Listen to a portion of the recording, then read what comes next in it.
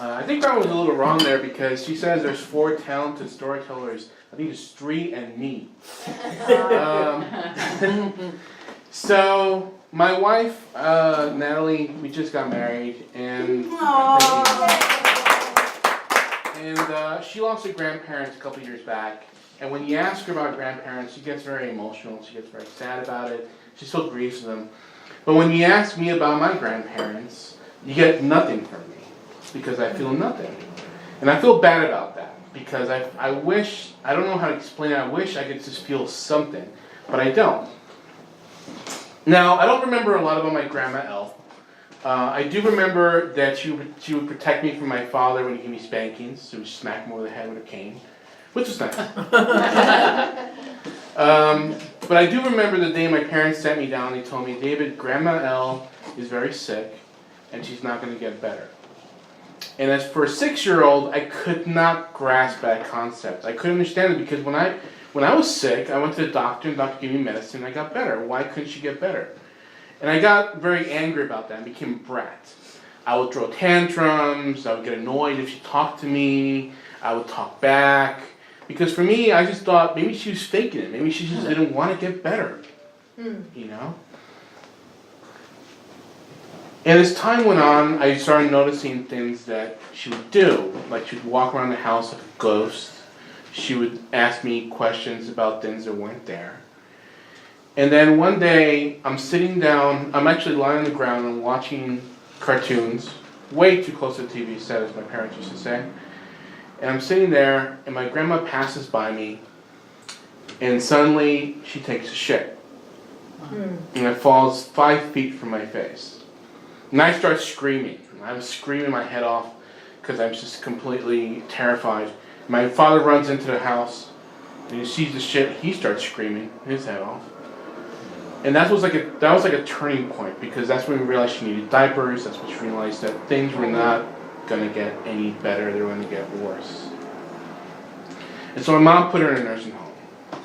And it was horrible because this nursing home in Puerto Rico, that's where I'm from, Puerto Rico, the elderly are not treated very well. Because the nursing homes are like dungeons. With this nursing home that she went to, they didn't paint the walls. It was very dark. It was very damp. It smelled like bleach and decay. And they even had this Dennis the Menace cartoon on the wall that was about Dennis the Menace talking about how his grandpa was going to heaven to see God. And I remember looking at that going, that is way, way, way screwed up, man.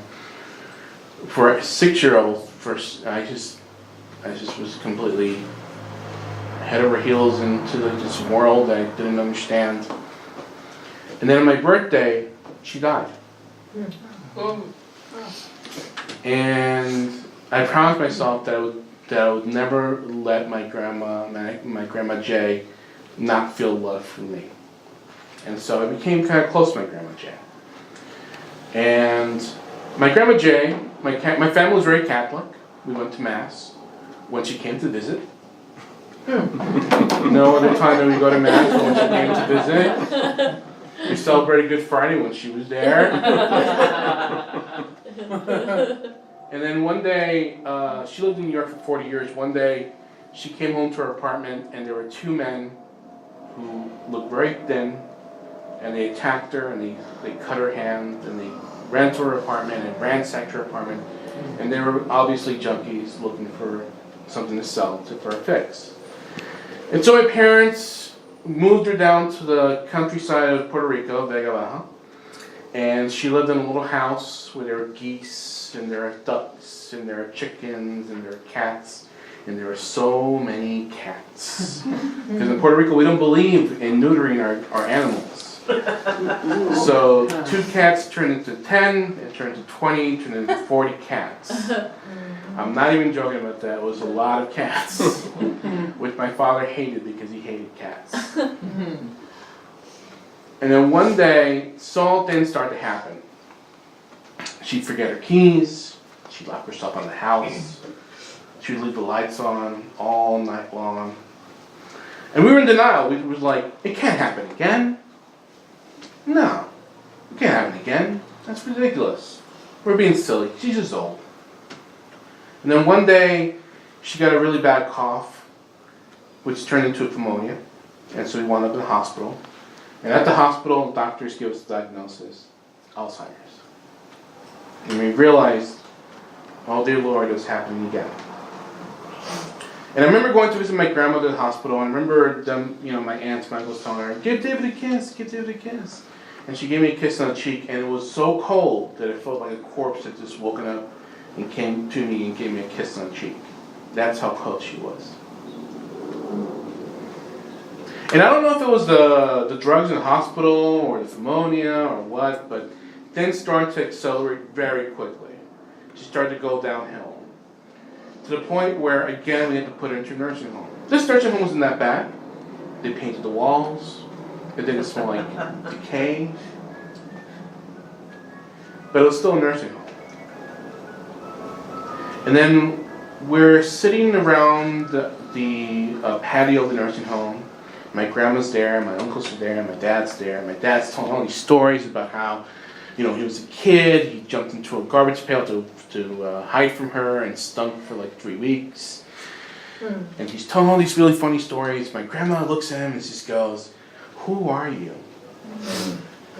And it was like somebody stabbed my dad into the heart. And he takes her hand and he puts it in his. He just says, I'm just someone who loves you very much. And she looks at him and she goes, you're Tony. You're my son. And it was like the fog cleared, and for that one moment, she was back with us. But sadly, it was just a moment. Because after that, she forgot how to walk, and how to talk, and finally how to eat. And we would sit around her bed, watching her being fed by a tube, and her like trying to yank the tube because it was so uncomfortable for her. And we'd sit there, and I'd be quiet, and all I would think about was, why won't you fucking die? Just die. Just die already. Just die. And one day, she did.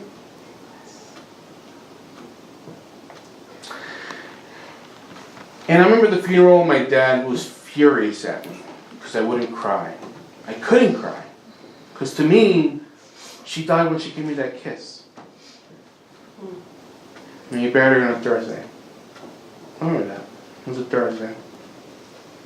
I remember the preacher talked about death, and he talked about how death is our friend. Because one day Jesus will come back, and she'll come up and she'll say, it's me, I'm Grandma Jay. And I remember thinking to myself, I don't know if I believe that. Life is very strange to me. Because I believe that faith and grief are like a river.